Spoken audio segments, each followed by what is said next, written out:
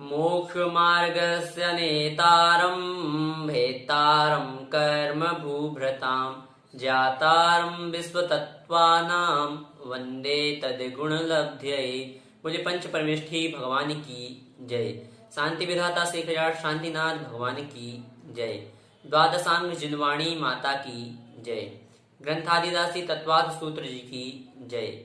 आचार्य श्री उमा स्वामी जी महाराज की जय।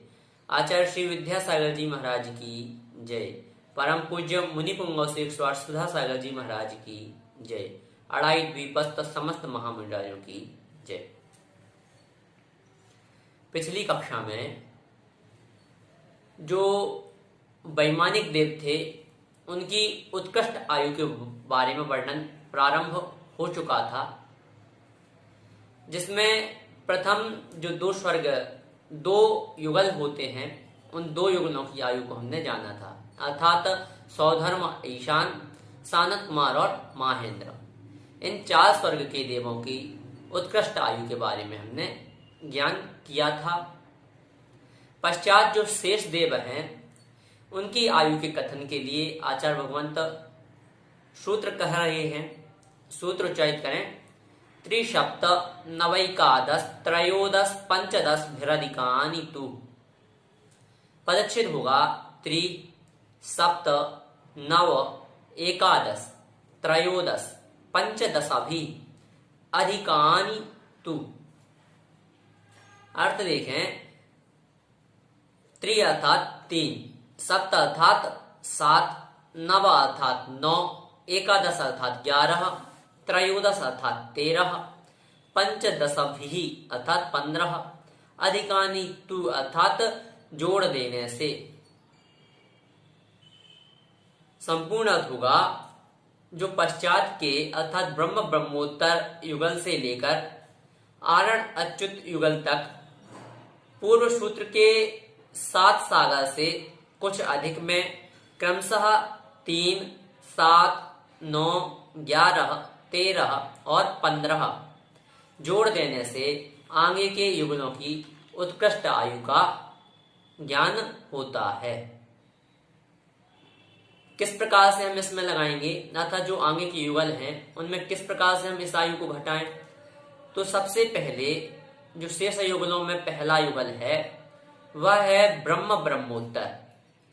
ब्रह्म ब्रह्मोत्तर कल्प के देवों की उत्कृष्ट आयु 7 सागर में कुछ अधिक प्लस 3, तो 7 सागर में कुछ अधिक प्लस 3 बराबर 10 सागर में कुछ अधिक की आयु ब्रह्म ब्रह्मोत्तर स्वर्ग की होती है। पश्चात लांताकापिष्ट स्वर्ग के देवों की आयु 7 सागर से कुछ अधिक प्लस 7 सागर बराबर 14 सागर से कुछ अधिक की आयु होती है। पश्चात शुक्र महाशुक्र देवों की उत्कृष्ट आयु 9 प्लस 7 सागर से कुछ अधिक बराबर 16 सागर से कुछ अधिक की उत्कृष्ट आयु होती है। सतार सहस्रार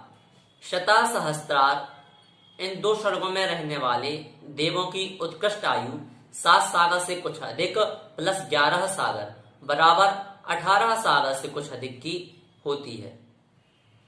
पश्चात जो दो स्वर्ग हैं आनत और प्राणत, इन दो स्वर्ग के देवों की उत्कृष्ट आयु 7 सागर से कुछ अधिक प्लस 13 सागर अर्थात 20 सागर से कुछ अधिक की होती है। पश्चात और अंतिम जो युगल है वह है आरण अच्युत। इन दो स्वर्ग के देवों की आयु 7 सागर से कुछ अधिक प्लस 15 सागर अर्थात 22 सागर से कुछ अधिक की उत्कृष्ट आयु होती है। इस प्रकार से जो वैमानिक देवों में कल्पोपपन्न देव थे उन देवों की उत्कृष्ट आयु का वर्णन हमने यहाँ जाना। अब जो शेष ऊपर के कल्पातीत विमान हैं उन कल्पातीत विमानों में किस प्रकार से आयु होती है इसके बारे में ज्ञान करने के लिए अगले सूत्र का उच्चारण करते हैं। सूत्र उच्चारित करें।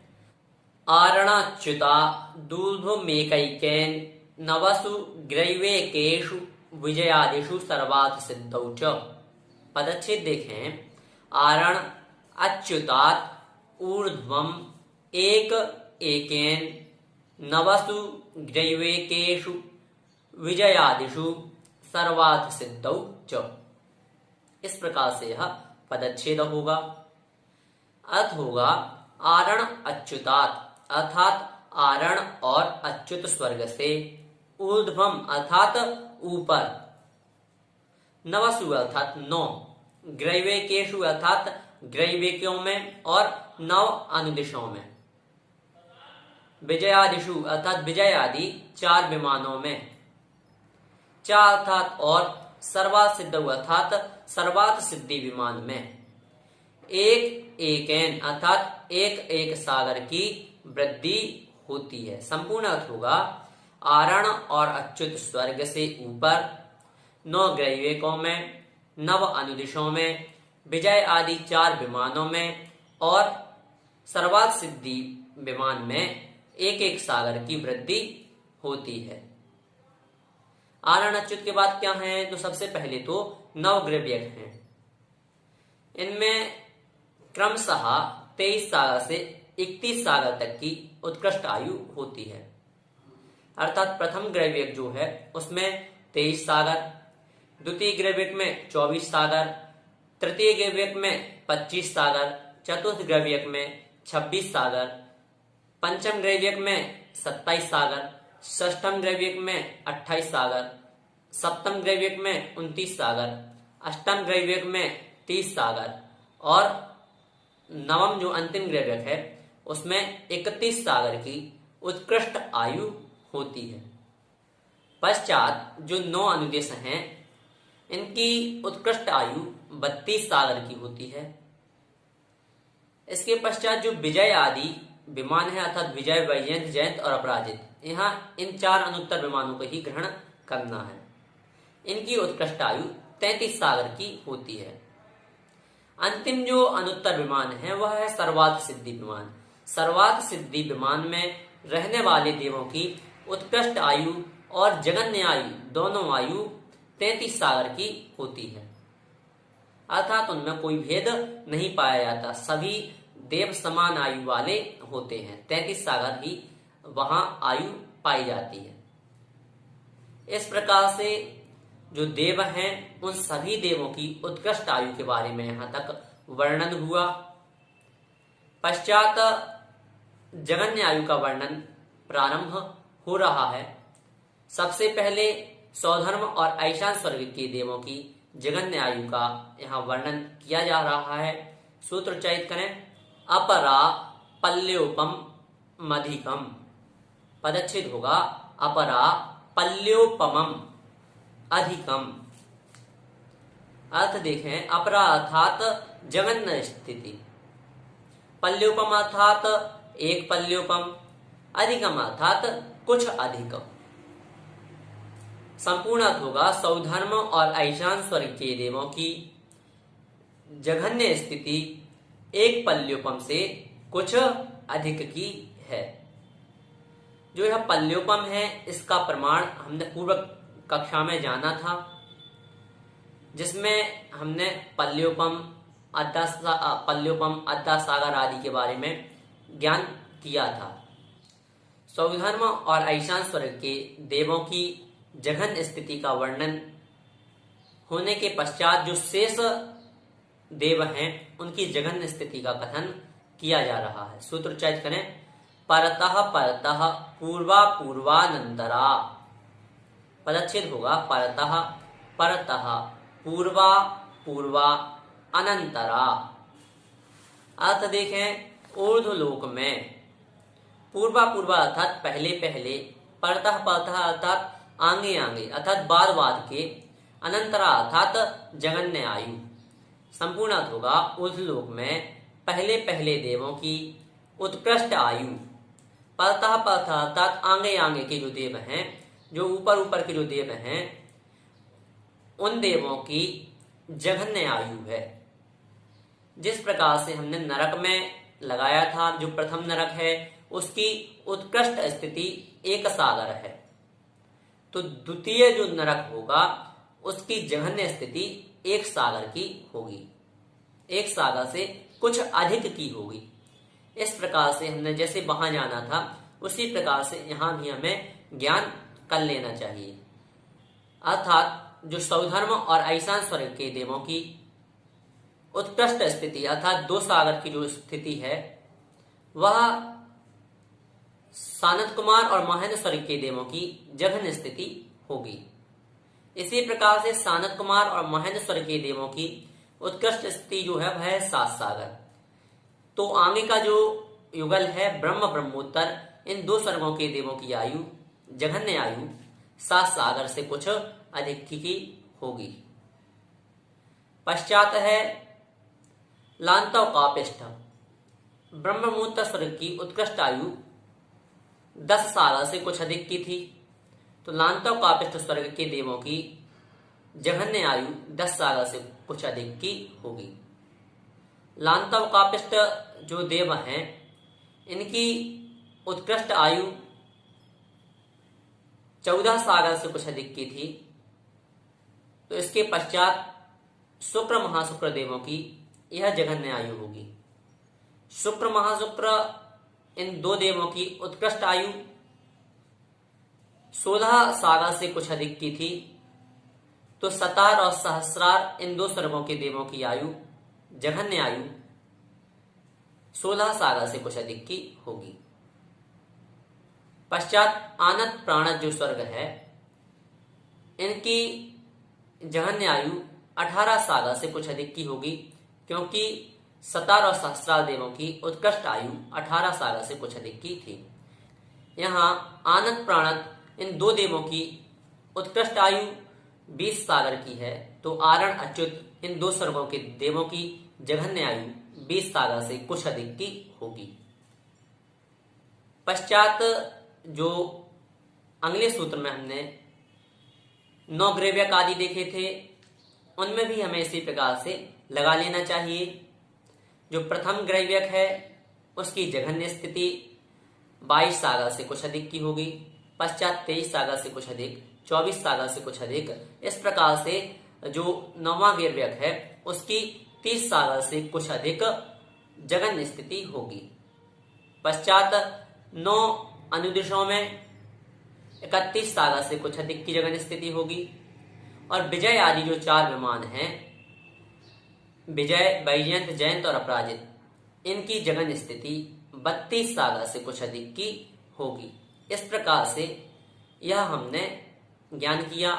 अंतिम जो सर्वात सिद्धि विमान है इसकी जघन्य स्थिति 33 सागर की ही होती है, जैसा कि पूर्व में बताया कि वहां जितने भी देव हैं उन सभी की स्थिति समान ही होती है, अर्थात 33 सागर की स्थिति वाले देव सर्वात सिद्धि विमान में पाए जाते हैं।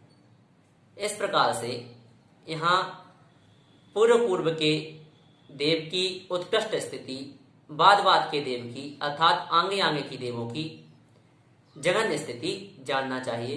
इसको हमने अच्छे से समझा। इसके पश्चात आचार्य भगवंत नरक की जघन्य आयु के बारे में वर्णन कर रहे हैं। सूत्र उच्चारित करें। नारकाणाम च द्वितीयादिषु, पदच्छेद देखें। नारकाणाम च द्वितीय आदिषु, अर्थ देखें। नारकाणाम च अर्थात नारकियों की जघन्य आयु, द्वितीय आदिषु अर्थात दूसरे आदि नरकों में देवों के समान है। संपूर्ण अर्थ होगा नारकियों की जघन्य आयु दूसरे आदि नरकों में देवों के समान है। अर्थात जो दूसरे आदि नरक हैं उनमें जो जघन्य स्थिति है वह देवों के समान है, अर्थात प्रथम नरक की जो उत्कृष्ट स्थिति है वह दूसरे नरक की जघन्य स्थिति होगी, दूसरे नरक की उत्कृष्ट स्थिति तीसरे नरक की जघन्य स्थिति होगी। इसे हमने तृतीय अध्याय में ही जान लिया था, इसलिए यहाँ अधिक कथन नहीं कर रहे हैं। यहाँ जो चा शब्द है, इस चा शब्द से ऊपर का जो सूत्र है परतः परतः पूर्वा पूर्वा अनंतरा। जो यह कहा गया इसी प्रकार से यह यहाँ भी ग्रहण होता है कि बाद बाद के जो नरक हैं, आगे आगे के जो नरक हैं, उनकी जघन्य स्थिति ऊपर ऊपर के नरकों की उत्कृष्ट स्थिति से जानना चाहिए। इस प्रकार यह नरकों, दूसरे आदि नरकों की जघन्य स्थिति हुई। पश्चात जो प्रथम नरक है, इसकी जघन्य स्थिति बताने के लिए आचार्य भगवंत सूत्र कह रहे हैं। सूत्र उच्चारित करें। 10 वर्ष सहस्राणि प्रथमायाम। पदच्छेद देखें। 10 वर्ष सहस्राणि प्रथमायाम। अर्थ होगा 10 वर्ष सहस्राणि अर्थात 10 अर्थात 10, वर्ष अर्थात वर्ष, सहस्राणि अर्थात 1000, 10,000 वर्ष। प्रथमायाम अर्थात प्रथम नरक। संपूर्ण अर्थ होगा 10,000 वर्ष की जघन्य स्थिति प्रथम नरक के नारकियों की होती है। इस प्रकार से यह इसका संपूर्ण अर्थ हुआ। यह वर्णन भी हमने तृतीय अध्याय में समझा था। आज हमने 6 सूत्रों को पढ़ा। 3सप्तनवैकादश त्रयोदश पंचदश भिरधिकानि तु आर्णाच्युतादूर्ध्वमेकैकेन नवसु ग्रैवेकेषु विजयादिषु सर्वात् सिद्धौ च अपरापल्योपम मदिकम परतः परतः पूर्वा पूर्वानंतरा नारकाणां च द्वितीयादिषु 10 वर्ष सहस्राणि प्रथमायाम। इस प्रकार से 6 सूत्रों के माध्यम से आज हमने इस कक्षा में जो शेष वैमानिक देव थे, अर्थात जो शेष 6 युगल के देव थे, उनकी उत्कृष्ट स्थिति,